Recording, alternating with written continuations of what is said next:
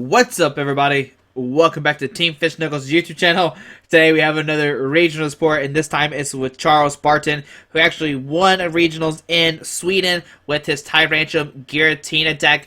Now, if you notice, he actually gave 57 cards instead of all 60, and the reason why he did that, in the video he gives you some of the cards you can play for those 3 slots, but the whole point is you can use Tyrantrums, Dragon Impact for 190, discard 3 energies, and knock out basically any X Pokemon. And with the Muscle Band, you do 210 and knock out those Mega Magnetics, which are pretty popular and expanded nowadays.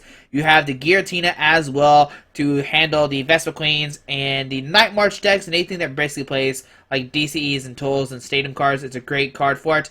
And there's my new doggy. But besides that, it's a pretty straightforward list. We talk about the fighting energy a lot, and it's a really good strategy with the fighting energy.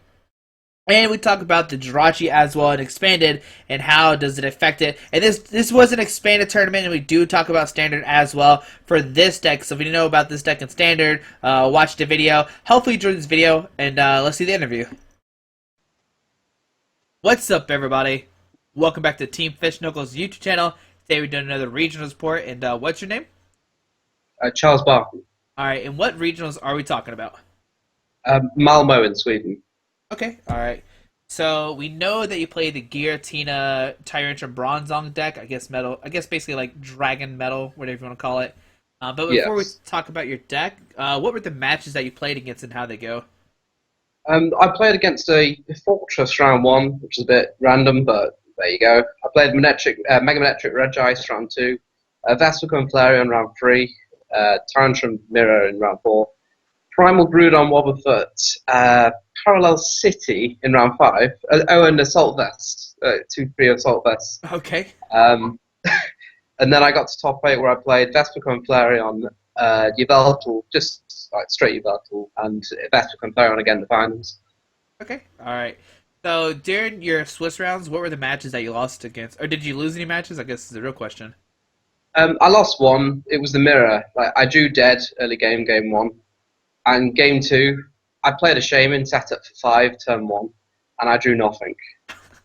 And 2 or 3 turns, fine. I drew like an N or a chorus 2 or 3 turns later on, but at that point it was far too late. He'd already got like 2 Bronzongs, another Bronzor. That kind of like in mirror, especially with a deck like this where you need the setup time. It's too much. Like 2 or 3 turns is far too far behind. Yeah, that's Like I tried pulling. Sorry, I tried pulling the game around with a hex play, and he just goes like chorus DDE. It was really hopeless, to be honest. okay. Now, during Swiss rounds, besides, I mean, the mirror match wasn't that hard. It was just basically like a luck kind of thing. What was your hardest matchup? Um, I'd pro. I want to say the Vespiquen Flareon. Like I tied to it in Swiss. Okay. Obviously, you get the Giratina out, you try and Chaos Wheel, and as long as you can maintain a Chaos Wheel lock throughout the game, and you can deal with their Flareons before they become a problem with Blacksmith, you'll win the game. But you always feel really worried about them hitting that Blacksmith, because they can obviously compress the Blacksmith. The secret, it's very easy for them to hit it. See, when you go the Giratina, you are going with a Glass Cannon, and I felt that was probably the closest, but playing against the Primal Groudon, I saw a Neumann in round 5 with this Wobbuffet Groudon deck, which effectively had a load of stuff from the new set, the Parallel City, the Assault Vest. I was kind of like, well, if I'm going to go Giratina against Groudon and he attaches an Assault Vest, I'm free hit carrying it, which shouldn't matter with Renegade Pulse. But I don't know, crazy things can happen with Hex. You can go Hex KO, at which point I have no way to energize my next Giratina if I didn't already get one. And with only playing 2, it can become a bit of a problem, really. Yeah. Now, do you know if he played the Hex Maniacs? I knew he played at least one. I figured most people are playing at least one. Some people playing 2 or even 3. Like certain decks I've seen with 3, in which it makes sense if you have a really bad match against decks with abilities, or specific decks, I feel. But I figured he'd play 1. I played around it. He got it out. He said to me like the last few turns of the second game, I have a way out. I think he played as a shuffle draw supporter, and then the next turn he drops the Hex, KOs the Giratina. He ended me the turn before because the next turn I had like a 3 or 4 card hand. I was like, draw Chaos Wheel. He attacks me, 1 hit KOs with a Hex. I promote my next Giratina with 2 metals on.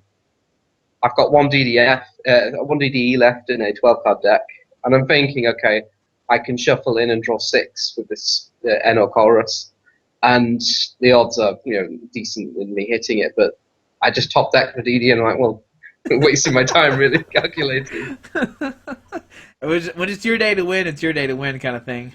That's true. That's true. Okay, You can feel it sometimes. so you said top 8 or top 4 you play against Iwatal. That seems like a Yeah, pretty like easy matchup. Just just below the it's Iwatals. it's actually reasonably close because you're obviously a hell of a lot slower than a deck that can go off turn one. Game one, I missed. Well, I want to say I prized half of my bronzels, but as a result of that, he ended up crushing me. It wasn't really a game. It was him smashing this dark patch, DCE, and me just drawing, trying to stay in the game. But it was quite weak, to be honest. Game two, I had a strong start. I opened with multiple bronzels. I got the turn two setup that I was after, and I was able to consistently go Tyrantrum, which dragon impacting again. It wins you the game. It's like Black Ballista was against Yveltal all those years ago. Yeah, true. Okay. Game three didn't. I don't think it concluded. It went to time, and Tommy ended up having to.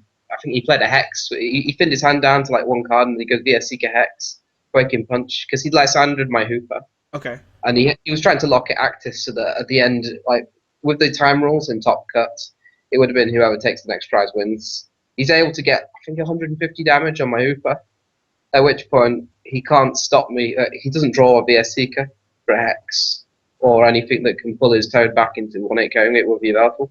Mhm. So he just goes Breaking Punch again to get it to 150. I have a Keldeo and a Floatstone on the bench, at which point I just go rushing, put Metal Links onto the Tyrantrum tree and 1/8 carrot. It was quite, I don't know, it was a bit luck based, but he had to go that route. I thought it was a clever play going with the Hex Maniac. Yeah, for sure. I mean, it seems like Hex Maniac, like it almost shuts your deck down like all the way. If they get like timely Hex Maniacs, it seems like it could be bad. Yeah. But they have to like constantly hit the Hex over and over again, or once they don't, the lock just basically breaks. It's hard to chain a card like that. It really is. True. You have to play a lot of it, because otherwise you just burn through your VS Seekers so quickly.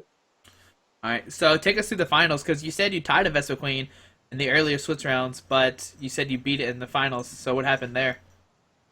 Well, the player I played in Swiss, I also played in top 8, but in top 2 it was a different player. I didn't realise this going into the game, but he played 2 blacksmiths, which against Giratina is a complete nightmare. Makes it even better.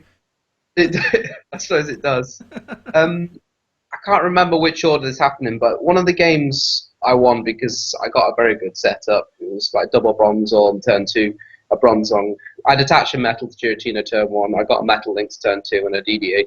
So I was able to Chaos Wheel quite quickly. And he didn't. He missed the DCE turn 1, if I remember correctly. But anyway, I bet it's basically Chaos Wheel until he scoops. Game 2, he was able to get a DC turn 1 going first, and I got a reasonable start, which is why I played it out. And it looked like, okay, the game was going to go close. It still looked in my favour. Then late game, he's like, Flareon with 1 Fire Energy, attach another 1 N, and I can't really come back from that. So I lost game 2. Then game 3, I opened with triple Bronzor, double Giratina, which is probably as good as I could have hoped from the deck. And then I look up and I see he's open with Wobbuffet. Oh. So I was like, what the hell do I do?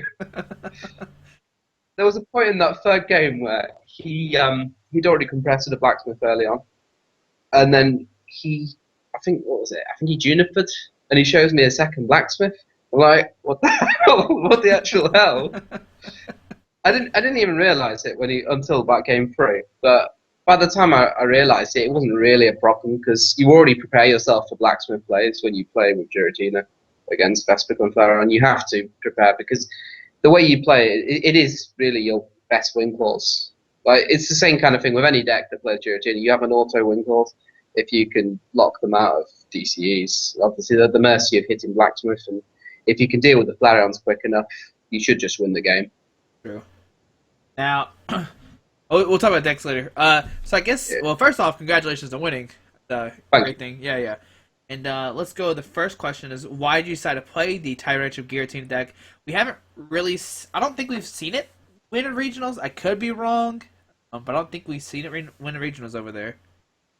Okay, well, I as much as I'd like to say this was a very skillful, insightful decision, I'm going to be honest with you. I thought the event was in standard format, and the day before, I checked the Facebook and I found out it was expanded. So I had to do a 3 hour round trip to collect some cards. I went and did this round trip and then got the plane, like literally about an hour after getting back from doing this round trip to pick up expanded cards. Because I considered just playing the event with standard cards, but then I was like, well, I can't really play without an ace deck. It's too much of a disadvantage. And on Yeah, top true. of that, it's like bronzels. The bronzels alone were a convincing reason because heavy ball just worked so well with the deck. In theory, it's only one card, but even one card makes such a difference. So anyway, I did this round trip, absolutely exhausted.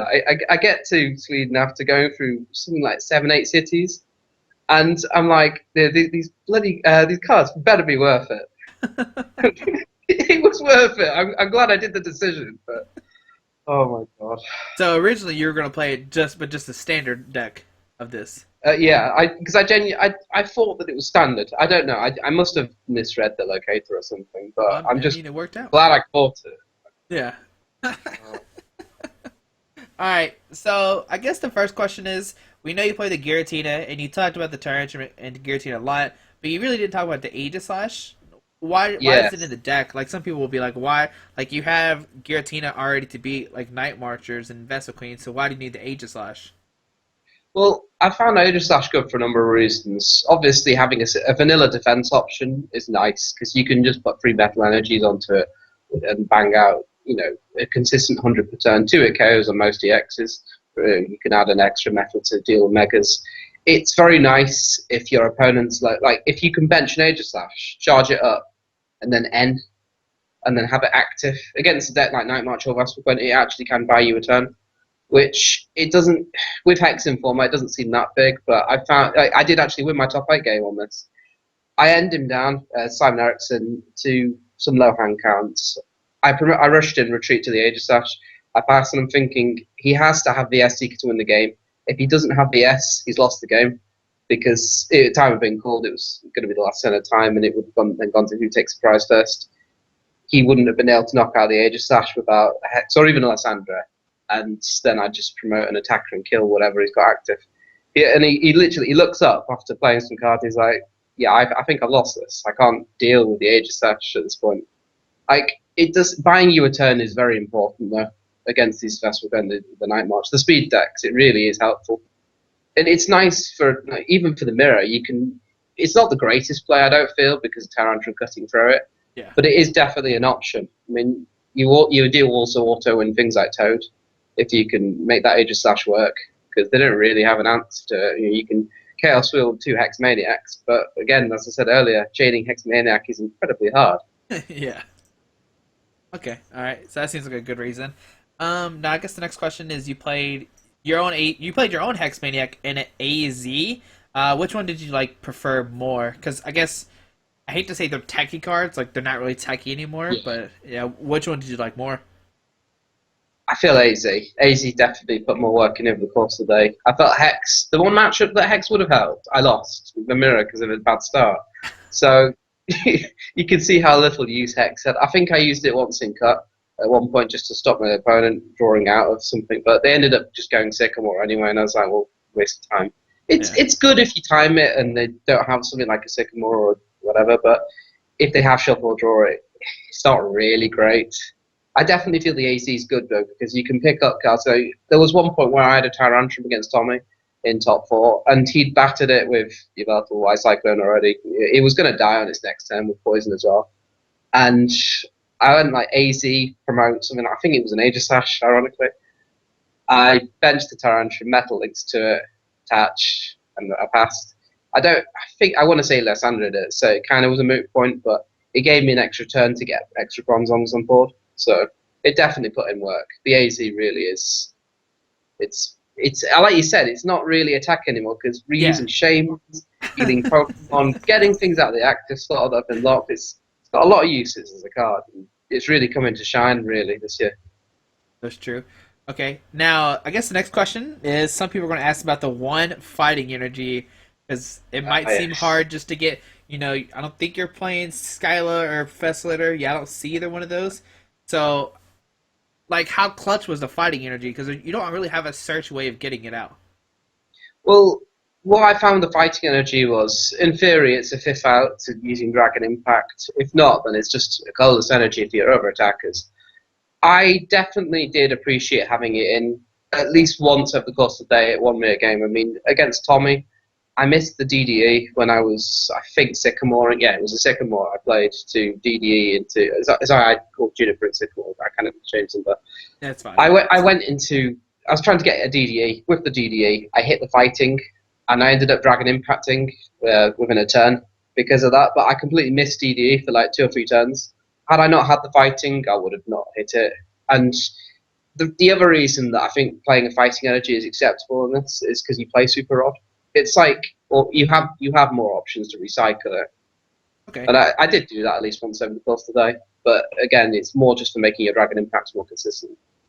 Now, did you ever want a second fighting energy, or you think the one that's fine by this? I think the one's fine. Like you've already got the 4 DDE as well. I definitely think one's enough. Okay. Now, an interesting thing to know about your list is that you decided to get 57 cards. So you looked Yes. at the three. Now, I don't want to reveal the three cards, obviously, but you said that there's some cards you could add into the deck to make it kind of your own, or maybe put a spin on it. And what do you think those cards you can add in to kind of change it up some? Looking at the expanded format, which I played this in, Sab like Arbador, if it sees play, you could put a Zerasic or a Tool Scrapper in just to deal with tools. Depends really on what you feel is necessary. I'm just going to double check the this does. And yeah, I think another Skyfield if you really feel it's necessary because there were points in the day where I felt like a third Skyfield would have been nice, but again, it's one of those things. Like sometimes you'll feel like 3 Skyfield's great, but a lot of the time it'll just clog up your hands, especially with Shaman.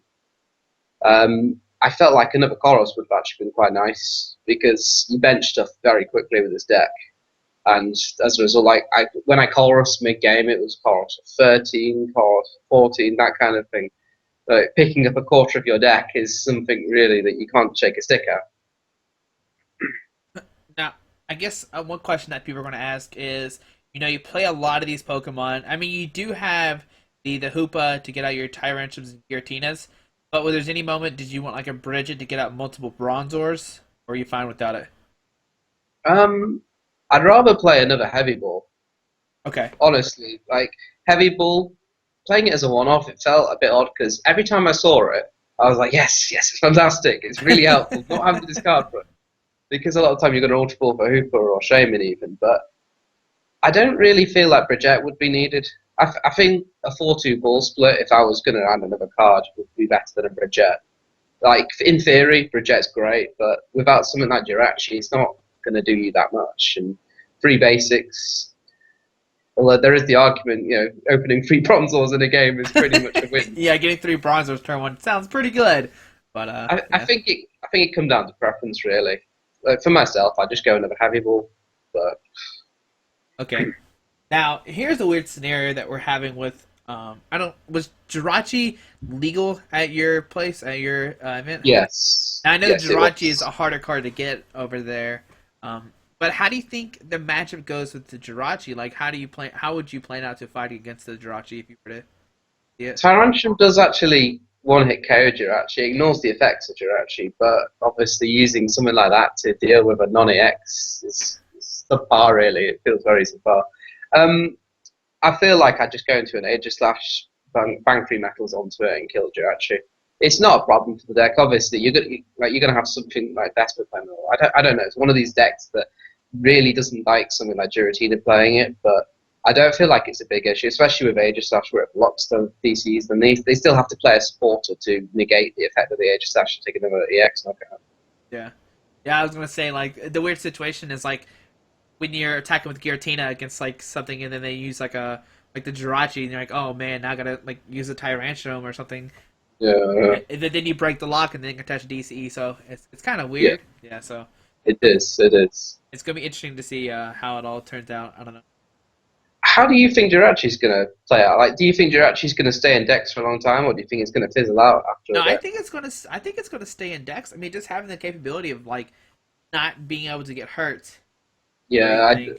I think that clause is probably what makes it that bit better than your average hype promo. Yeah, Like, I exactly. looked at it the other day and I thought to myself, at first, people are going to be like, yeah, it's amazing. It'll drop off a bit, but it is going to become a mainstay in certain decks that really can't deal with, I don't know. There's things to factor in there, like will Toad stay big? Will these other special energy decks just drop off the radar? I do think that a deck like Toad is dead now, though. Yeah, I do think it. And I think it depends on what format it is too. I think in expanded, you you have more outs with the lasers and stuff like that to actually to handle the Jirachi. Yeah, the laser is so big. It really is like expanded.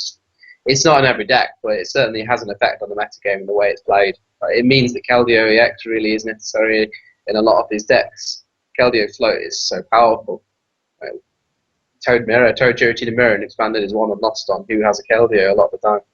And I think another thing to note too, with the Jirachi and stuff, there might be some Toad decks that evolve, and we can see them start playing, go with more like a Toad Crobat deck.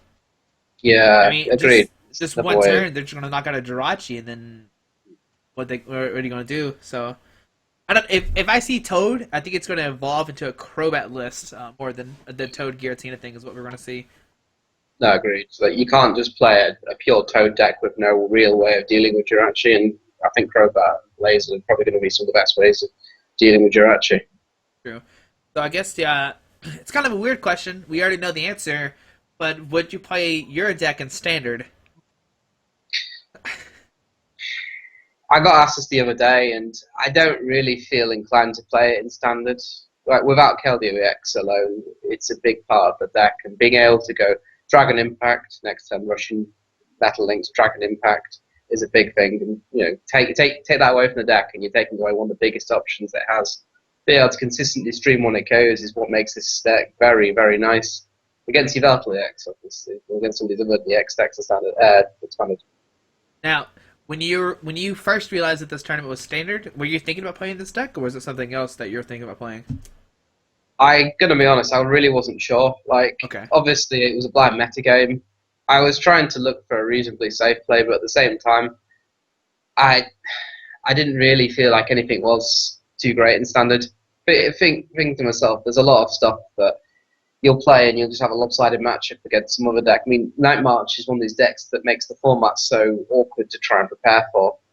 Yeah, you get stable decks, and then you get Night March, which can just rocket off, go second, get 180 turn one, and you're just like, well, what do I do today? Yeah, I just can't do anything now. I just lost. Like, how do I like? Even though if you can knock it out, they're still just gonna put another Night March down, slap a You DC, get and punished so badly if you open dead against a deck like that as well. Like, there yeah, really is no comeback. it's such a weird format. Okay, all right. So, how many championship points you at right now? Around 335. I think it's 335. Okay, So 300 already. If it's still 300, congrats on your invite. thank you. A lot of speculation still going on with the points, and I don't know. It's too crazy to think even the points right now. It is. It is. Now, do you want to give any shouts to anybody? I'll give a shout out to my team, like Joe Gladhill, Catherine Barton, Lucinda Barton. They're all good friends. Obviously, two of them are family, and I talk a lot of deck stuff from that through with them. So I'm grateful for that help. They offer more than just decks; it's genuine friends and Pokemon. It's like our own little family unit almost. Yeah, it's true. It's nice. It's nice going to events and being able to talk, any kind of thing really. I think that's the good thing about Pokemon too. Is like every time you go to an event, you can always like go see friends and like even though you Yeah, haven't seen like sometimes you don't see people for like months or even a whole year. You're like, oh man, when like it's been like yesterdays when you see them. So that's the cool thing about Pokemon, really. yeah, no, agreed, agreed. All right. So, are there any more regionals coming up that you're gonna go to? Um, well, there's one. Well, there's. I think there are a few across Europe this weekend. I'm not really sure which I'm going to at the moment because I haven't actually booked the travel. Yeah, but I'm going to go to one this weekend, at least one, and I don't know where it is. But further on than that, I'm probably going to be doing regionals this weekend, next weekend, potentially the weekend after. I'll see what happens with that. But I Yeah. know I've got some plans near the end of December, so I may change things around for that. Now, are all the regionals expanded, or is just kind of like whatever the TO decides to go with is what it is?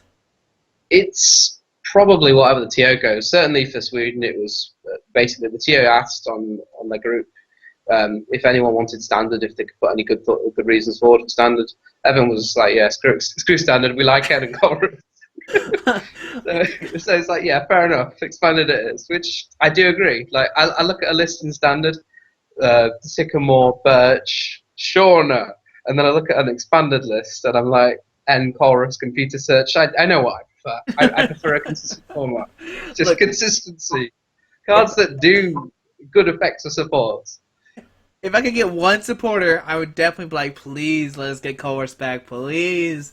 Just Yes. let us have Yeah. Colors and Standard. Like, It really would be appreciated. Like when the card first came out, it was definitely good. Obviously, things like Rails and that played it, but I feel like I underappreciate it. I feel a lot of players underappreciated it. It's really come to shine now with Hooper X.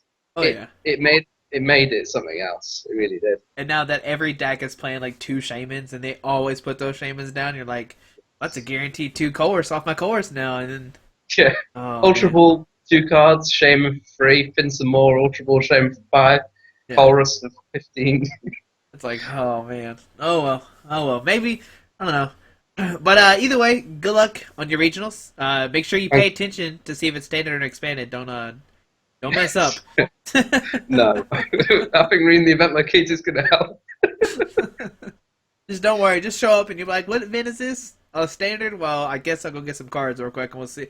Just win another event. I did actually make a binder recently, and after this little escapade with Sweden, I've put like 2 pages at the back just full of expanded cards.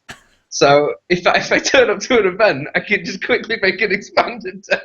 There you go. You just got your heavy balls, all your items, and all your Pokemon. That's all you need. There you go. Yes. Alrighty, Well, the man. ace. Well, thank you for doing this interview. Once again, No congrats on problem. winning. That's great. And like I said, with a deck that we really haven't seen. I mean, we saw it win in America once, but I haven't seen it over anywhere else besides that event. It won the Supernova Blast 4. Like I top 8'd that same tournament with Toad Giratina, Oh yeah. but I lost to Robin Schultz in a close mirror. But Robin Schultz went on to face Toby Stazing in top 2 with Tarantrum.